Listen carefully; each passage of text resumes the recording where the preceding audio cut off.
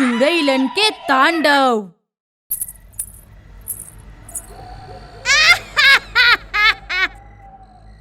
सारा फसल बर्बाद कर देम। गांव वाला ने ही फसल से मौज कर रहल बानी सन और हमनी के यहाँ भूख से मर रहल बानी सन। हे भगवान, ई कौन जंगली जानवर बा हमनी के फसल के बर्बाद कर देलक। हजारों के नुकसान हो गईल। अरे कुछ समझ नहीं खे आवत। अरे का करी हो।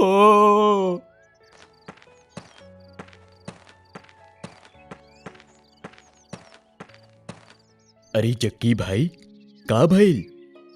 सरपंच जी, तनी देखी फसल के। कोनो जंगली जानवर सारा फसल के खराब कर देले बा। ओहो, ई त बहुते बुरा भइल। अब हमनी के कुछ करे के पड़ी। सरपंच जी, जंगली जानवर के आतंक से हमनी के परेशान हो गइल बानी सन। कल रात के कोनो जंगली जानवर हमनी के हरा भरा फसल के बर्बाद कर देलक। अगर ऐसे ही चलत रही ता हमनी के एक दिन बर्बाद हो जाइम सन। आखिर हमनी के कब तक ये नुकसान सहत रहे? हाँ? जंगली जानवर से बचे खातिर हमनी के का उपाय करे के चाही? तू ही लोग कुछ बतावा लोगिन। एगो काम करे के, चौकीदार रख लेवे के।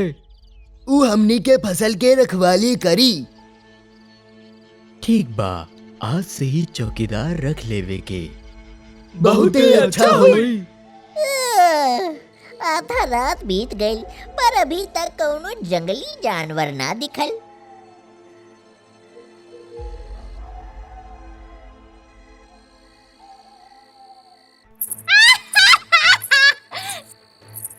सारा फसल बर्बाद कर देम सन। अरे ई चुड़ैल के डरावना आवाज केने से आवता भाई? बचावा, अरे बचावा, अरे चुड़ैल आ गइल रे।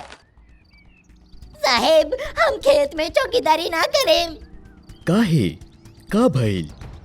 साहेब, फसल के बर्बाद कोनो जंगली जानवर नहीं खे करत, बल्कि एगो चुड़ैल कर रहल बिया। का बोल रहल बारत?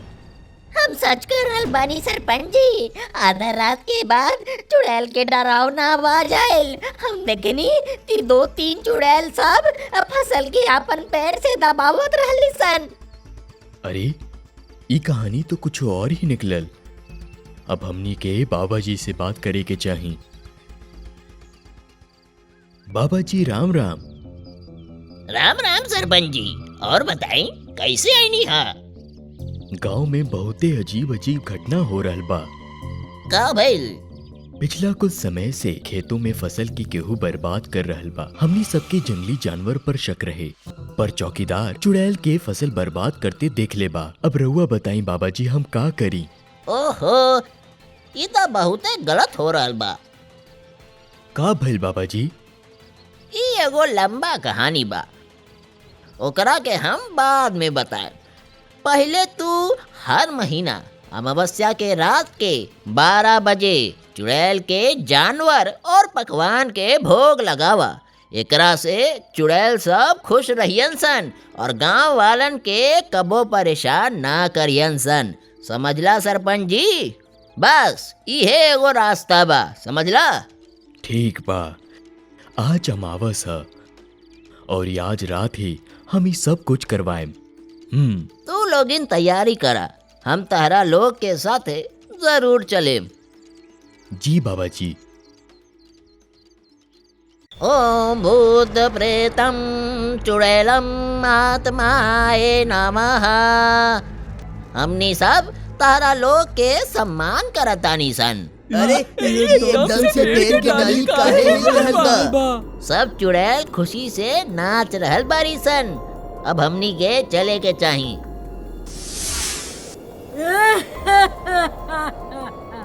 मजा आ गया।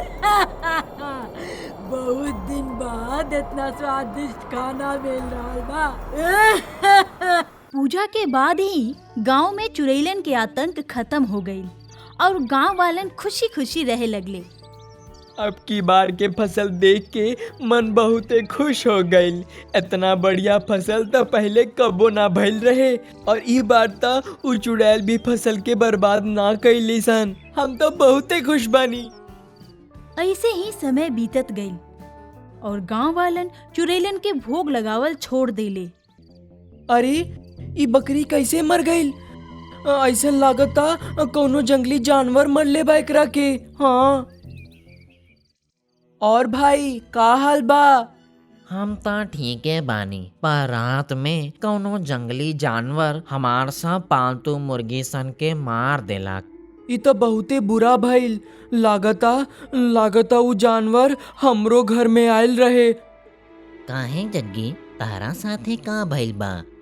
हमार दूगो बकरी के भी कौनो मार देलक।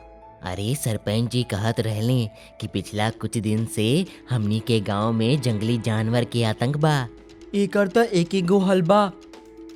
हमनी के मिलके रात में कुछ दिन तक पहरा देवे के होखी। उ जानवर हमनी के गांव के रास्ता खुदे भुला जाई। ठीक कहा तारा जग्गी भाई, बिल्कुल ठीक सोचला हा। हमनी के आज रात से ही काम करल जाई। आधा रात बीत गई पर अभी तक कोनो जानवर ना दिखल। हाँ, आज हमनी के चौकीदारी कर रहल बानी। एही से जंगली जानवर डर के मारे ना आइलन सन। अरे हाउ देखा, वहाँ एगो बुढ़िया खड़ा बिया। पर इतना रात के वो यहाँ का कर रहल बिया?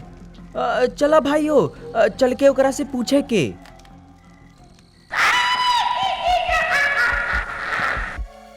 बचावा बचावा, अरे चुड़ैल आ गई, चुड़ैल, बचावा, कोई बचावा, चुड़ैल आ गई, चुड़ैल। भगवान के शुक्र बा कि हमनी के सही सलामत घर पहुंच गई निसन। गांव वालन के लगे जाके कोनो रास्ता निकालने के पड़ी। सरपंच जी, गांव में फिर से चुड़ैल आ गई बारी सन। हमनी के पालतू जानवर के जंगली जानवर ना बल्कि चुड़ैल ही मार रहल बारी सन।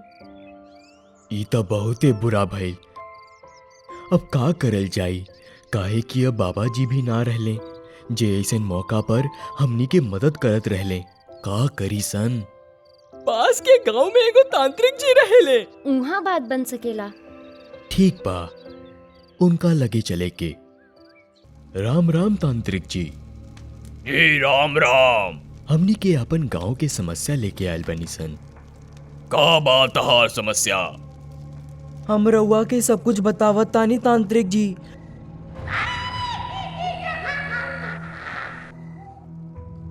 गांव में पिछला कुछ दिन से पालतू जानवर मर रहल बारे। तो हमनी के सोचनी सन कि काहे ना रात के चौकीदारी करल जाओ।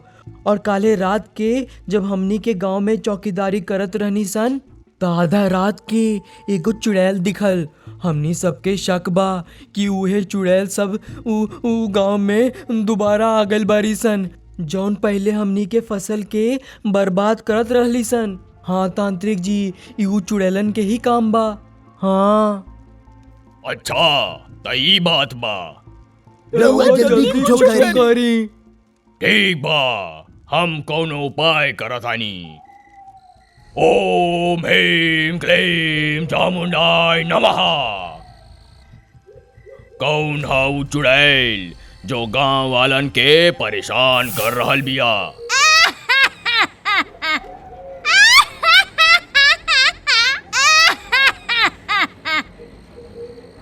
कौन है इसते?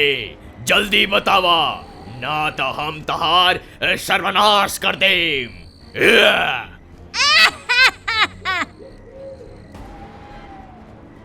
कितना चुड़ैलन के मरबे ते? हमनी के एगो ना बहुत सारा बानी सन। कौन हिया तहार मालकिन?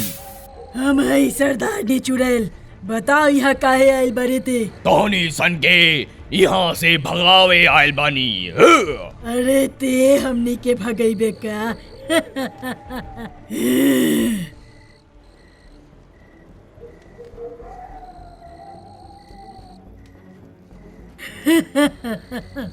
अब बताओ कवन भगाई हमनी के। अब अगर हम अपन शक्ति का इस्तेमाल ना करें तो ये चुड़ैल सब हमरा के मार दी सन। ओम ह्रीम क्लीम चामुंडाय मालकिन चुड़ैल के बोतल में बंद करा लोगी।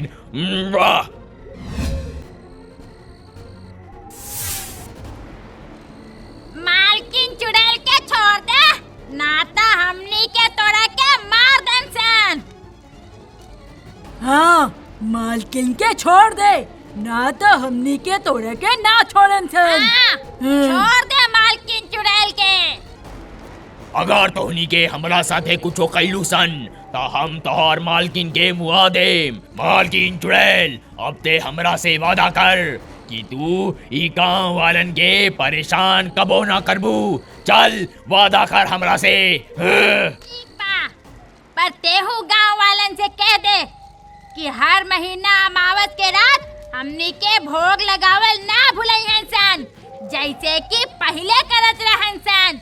ठीक बा, हम गांव वालन से कह देम। अब जो मालकिन चुड़ैल, हम तहरा के छोड़ देतानी।